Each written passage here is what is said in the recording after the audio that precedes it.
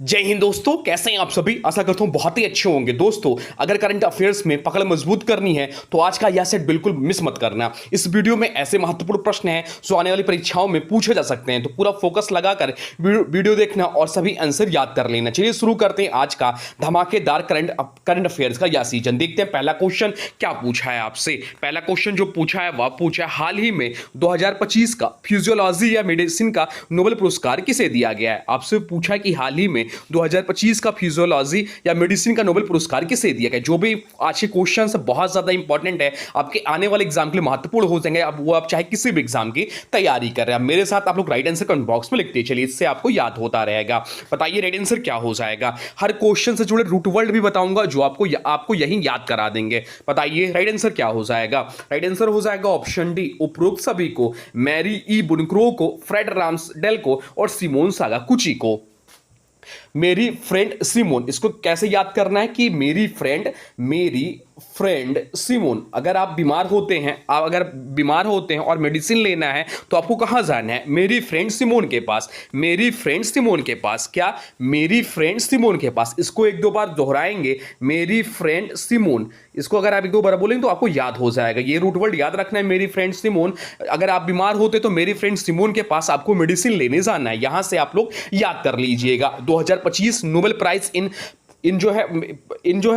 जो फिजियोलॉजी या मेडिसिन संयुक्त रूप से प्रदान किया गया इन लोगों को। यह पुरस्कार चिकित्सा एवं शरीर विज्ञान में महत्वपूर्ण खोजों के लिए दिया जाता है। नोबेल पुरस्कार स्वीडन की संस्था द्वारा प्रदान किए जाते हैं। क्या, नोबेल पुरस्कार स्वीडन की संस्था द्वारा प्रदान किए जाते हैं। नोबेल पुरस्कार की शुरुआत कब हुई, तो नोबेल पुरस्कार की शुरुआत हुई थी वह 1901 में हुई थी। 1901 में नोबेल पुरस्कार की शुरुआत हुई और मेडिसिन का नोबेल जो मिला, यह आप चीज ध्यान रखिएगा। और कौन देता है मेडिसिन का नोबेल, तो देता है कारोलिंस्का इंस्टीट्यूट, स्वीडन द्वारा घोषित। अब चलते हैं अगले की ओर, देखते हैं अगला प्रश्न क्या पूछा है आपसे। अगला प्रश्न पूछा है, हाल ही में 2025 का भौतिकी का नोबेल पुरस्कार किसे दिया गया। आपसे पूछा है कि हाल ही में 2025 का भौतिकी का नोबेल पुरस्कार किसे दिया गया। बताइए राइट आंसर क्या हो जाएगा। तो राइट आंसर जो हो जाएगा वो हो जाएगा ऑप्शन डी, उपरोक्त सभी को। उपरोक्त सभी इस प्रश्न का राइट आंसर हो जाएगा, यानी कि जॉन क्लार्क, मिशेल डेवोरेट और जॉन मार्टिनेज को। इसके लिए क्या याद रखना है, 2 जॉन प्लस 1 मिशेल। क्या, 2 जॉन प्लस एक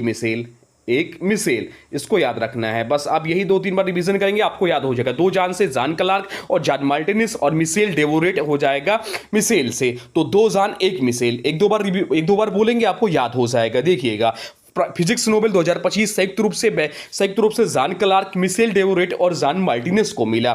भौतिकी नोबेल विश्व का प्रतिष्ठित वैज्ञानिक सम्मान है। भौतिकी का नोबेल जो है royal Swedish academy of sciences द्वारा दिया जाता है, यह भी ध्यान रखिएगा। अब चलते हैं अगले प्रश्न की ओर, देखते हैं अगला प्रश्न क्या पूछा है आपसे। अगला प्रश्न पूछा है, हाल ही में रसायन विज्ञान का 2025 का नोबेल पुरस्कार किसे सम्मानित किया गया है। आपसे पूछा है कि हाल ही में रसायन विज्ञान का 2025 का नोबेल पुरस्कार किसे सम्मानित किया गया है। बताइए राइट आंसर क्या हो जाएगा। राइट आंसर कमेंट बॉक्स में लिख दीजिए। तो राइट आंसर जो हो जाएगा वो हो जाएगा ऑप्शन डी, उपरोक्त सभी को, यानी कि सुसुम कितागावा को, रिचर्ड रॉबसन को और उमर एम अराची को। इन तीनों लोगों को मिला है। कैसे याद करेंगे, तो सुसु ने रिच आदमी उमर को केमिस्ट्री पढ़ाई। यहां से आप लोग याद कर लीजिएगा, सुसु ने रिच आदमी उमर को केमिस्ट्री पढ़ाई। सुसु ने रिच से रिचर्ड हो जाएगा उमर, तो यहां से याद हो जाएगा।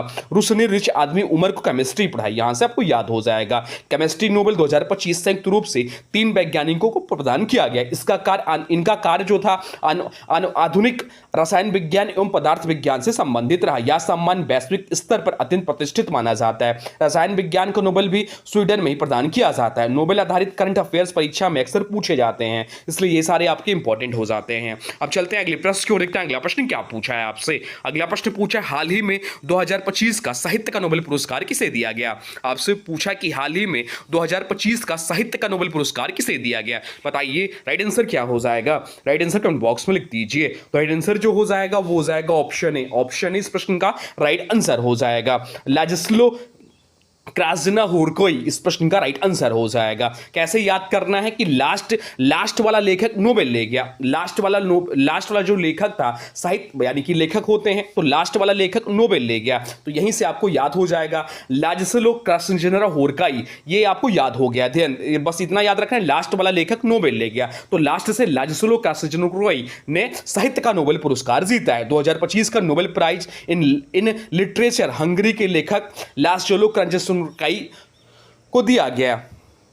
वह अपने दार्शनिक और गहन लेखन शैली के लिए प्रसिद्ध है। Nobel prize in literature Swedish अकादमी द्वारा दिया जाता है। 1913 में रविन्द्रनाथ टैगोर साहित्य का नोबेल पाने वाले पहले भारतीय बने थे, यह भी ध्यान रखिएगा, इनकी काव्य गीतांजलि के लिए। अब चलते हैं अगले प्रश्न क्यों देखते हैं। अगला प्रश्न क्या पूछा है आपसे, अगला प्रश्न जो पूछा है वह पूछा हाल ही में 2025 का अर्थशास्त्र का नोबेल पुरस्कार किसे दिया गया। आपसे पूछा कि हाल ही में 2025 का अर्थशास्त्र का नोबेल पुरस्कार किसे दिया गया, बताइए राइट आंसर क्या हो जाएगा। राइट आंसर कमेंट बॉक्स में लिख दीजिए। राइट आंसर हो जाएगा ऑप्शन डी, उपरोक्त सभी को, यानी कि जोएल मोकिर को, फिलिप एगियान को और पीटर होबिट को, इन तीनों लोगों को मिला है। कैसे याद करना है, जोएल और फिलिप ने पीटर को इकोनॉमिक्स पढ़ाया। कैसे याद करना है कि जोएल और फिलिप ने पीटर को इकोनॉमिक्स पढ़ाया। एक दो बार रिवीजन करेंगे, याद करेंगे, अगर कॉपी में नोट कर लेंगे, एक दो बार देखेंगे, आपको याद हो जाएगा, आपको रटने की जरूरत नहीं है। जोएल और फिलिप ने पीटर को इकोनॉमिक्स पढ़ाया। 2025 के अर्थशास्त्र नोबेल से जुड़े नामों में जोएल मोकर, फिलिप एगियान और पीटर हैबिट है। इनका योगदान आर्थिक विकास और इनोवेशन थ्योरी में माना जाता है। इकोनॉमिक्स नोबेल जो है यह इंपॉर्टेंट है, यहां से क्वेश्चन एग्जाम में पूछता है। अब चलते हैं अगले प्रश्न क्यों देखते हैं। अगला प्रश्न क्या पूछा है आपसे, अगला प्रश्न जो पूछा है वह पूछा है हाल ही में वर्ष 2025 का नोबेल शांति पुरस्कार किसे दिया गया। आपसे पूछा कि हाल ही में वर्ष 2025 का नोबेल शांति पुरस्कार किसे दिया गया, बताइए राइट आंसर क्या हो जाएगा। राइट आंसर कमेंट बॉक्स में लिख दीजिए, बताइए क्या होगा। राइट आंसर हो जाएगा ऑप्शन सी। ऑप्शन सी इस प्रश्न का राइट आंसर हो जाएगा मारिया कोरिना माचाडो को। मारिया कोरिना माचाडो को कैसे याद करना है, मारिया ने शांति का मटका तोड़ा। मारिया ने शांति का मटका तोड़ा। अगर आप किसी को मारेंगे तो क्या वो हमेशा पिटेगा, नहीं, वो अपने शांति का मटका तोड़ देगा, तो यहीं से याद कर लीजिएगा, मारिया ने शांति का मटका तोड़ा। शांति मतलब नोबेल शांति पुरस्कार जो मिला मारिया कोरिना माचाडो को। अब आपको याद हो गया, आप भूलेंगे नहीं, अगर ये क्वेश्चन मिलेगा तो आप भूलेंगे नहीं, ये देख लीजिएगा। मारिया कोरिना माचाडो वेनेजुएला की प्रमुख विपक्षी नेता हैं। उन्हें लोकतंत्र और मानवाधिकारों के समर्थन के लिए चर्चा में रखा गया है। नोबेल शांति पुरस्कार नॉर्वे द्वारा प्रदान किया जाता है, ये चीज ध्यान रखिएगा। बाकी अन्य नोबेल पुरस्कार स्वीडन में दिए जाते हैं। अब चलते हैं अगले प्रश्न को देखते हैं। अगला प्रश्न क्या पूछा है आपसे, अगला प्रश्न जो पूछा है वह पूछा है पर्यावरण संरक्षण हेतु 31वां डॉक्टर एम.एस. स्वामीनाथन पुरस्कार किसे दिया गया। आपसे पूछा कि पर्यावरण संरक्षण हेतु 31वां डॉक्टर एम.एस. स्वामीनाथन पुरस्कार किसे दिया गया, बताइए राइट आंसर क्या हो जाएगा। तो राइट आंसर जो हो जाएगा वो हो जाएगा ऑप्शन डी, ए और बी दोनों को, यानी कि सहज समृद्धि और वीरप्पन को। कैसे याद करना है, तो सहज वीर ने पर्यावरण बचाया। कैसे कि सहज वीर ने पर्यावरण बचाया, आपको यहीं से याद होगा, सहज और वीर ने पर्यावरण बचाया। पर्यावरण संरक्षण हेतु 31वां डॉक्टर एम.एस. स्वामीनाथन पुरस्कार जो मिला सहज समृद्धि और वीरप्पन को मिला, यह याद हो गया आपको। यह पुरस्कार पर्यावरण संरक्षण के लिए क्षेत्र में योगदान हेतु दिया जाता है। सहज समृद्धि और वीरप्पन दोनों को सम्मानित किया गया। तो सहज और वीर ने पर्यावरण बचाया, आपको बस याद हो गया। Doctor MS. स्वामीनाथन को हरित क्रांति का जनक कहा जाता था, यह भी ध्यान रखिएगा। अब चलते हैं अगले प्रश्न की ओर देखते हैं। अगला प्रश्न क्या पूछा है आपसे, अगला प्रश्न जो पूछा है वह पूछा है हाल ही में पर्यावरण विज्ञान के लिए टांस 2022 पुरस्कार से किसे सम्मानित किया गया, बताइए राइट आंसर क्या हो जाएगा। राइट आंसर कमेंट बॉक्स में लिख दीजिए, बताइए क्या होगा। राइट आंसर देखते हैं आपकी तैयारी कैसी, चलिए इसका राइट आंसर आप लोग कमेंट बॉक्स में लिख दीजिए, बताइए। तो राइट आंसर जो हो जाएगा वो हो जाएगा ऑप्शन बी, आर्थर जेम्स इस प्रश्न का राइट आंसर हो जाएगा। कैसे याद होगा, आर्थर ने अर्थ बचाई, अर्थ यानी कि पर्यावरण, आर्थर ने अर्थ बचाई, बस आपको याद हो गया। टांसा अवार्ड्स विज्ञान एवं तकनीक क्षेत्र में दिया जाने वाला प्रतिष्ठित पुरस्कार है। यह पुरस्कार पर्यावरण विज्ञान में उत्कृष्ट योगदान हेतु प्रदान किया गया। महाराष्ट्र सरकार द्वारा यह सम्मान दिया गया।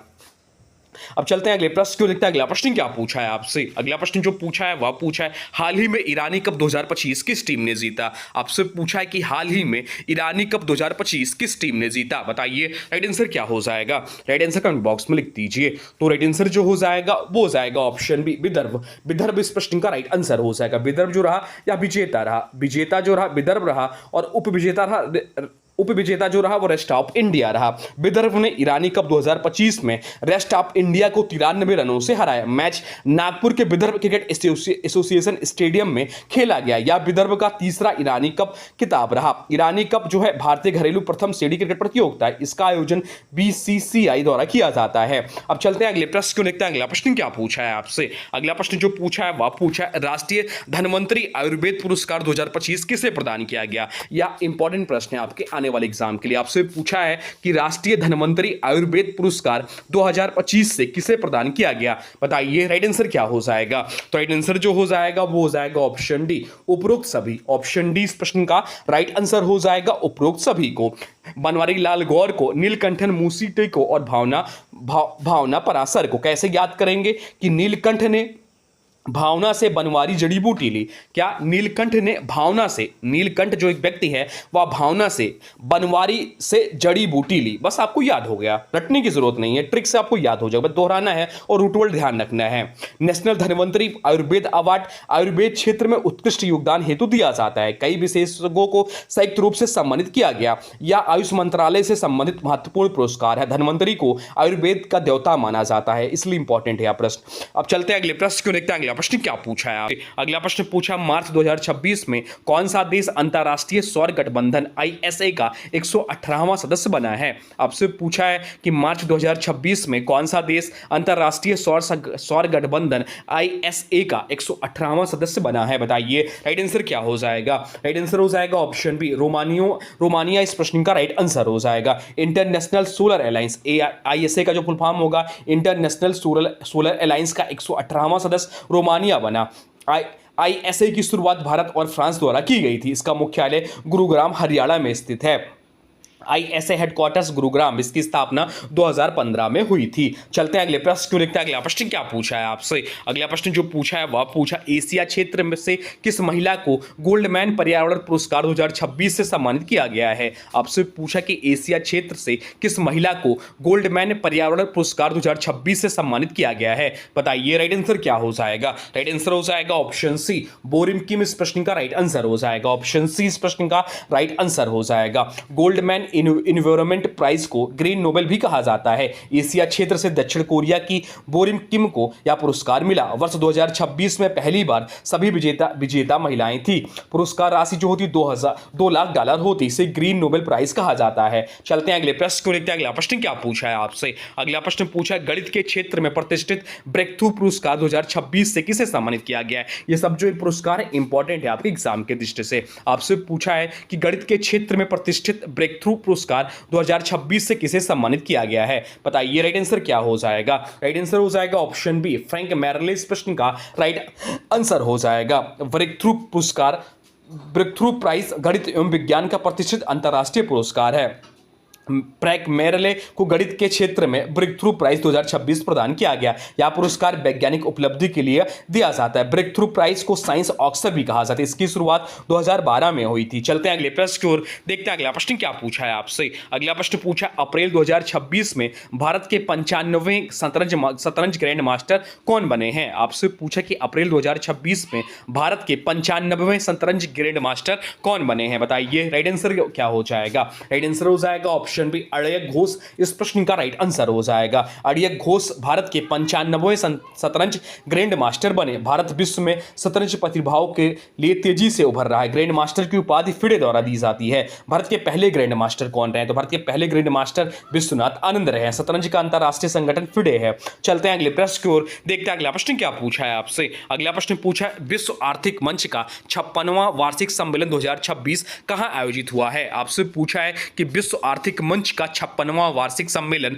2026 कहां आयोजित हुआ है, बताइए राइट आंसर क्या हो जाएगा। राइट आंसर जो हो जाएगा वो हो जाएगा ऑप्शन ए, दावोस स्विट्जरलैंड में। ऑप्शन ए इस प्रश्न का राइट आंसर हो जाएगा। वर्ल्ड इकोनॉमिक फोरम का 56वां वार्षिक सम्मेलन दावोस स्विट्जरलैंड में आयोजित हुआ। सम्मेलन की थीम थी ए स्पिरिट ऑफ डायलॉग्स रही। इसमें विभिन्न देशों के नेता, उद्योगपति और विशेषज्ञ शामिल हुए। WEF की स्थापना 1971 में हुई। संस्थापक क्लॉस श्वाब थे। चलते हैं अगले प्रश्न को, देखते हैं अगला प्रश्न क्या पूछा है आपसे। अगला प्रश्न पूछा है किस भारतीय खिलाड़ी को बीसीसीआई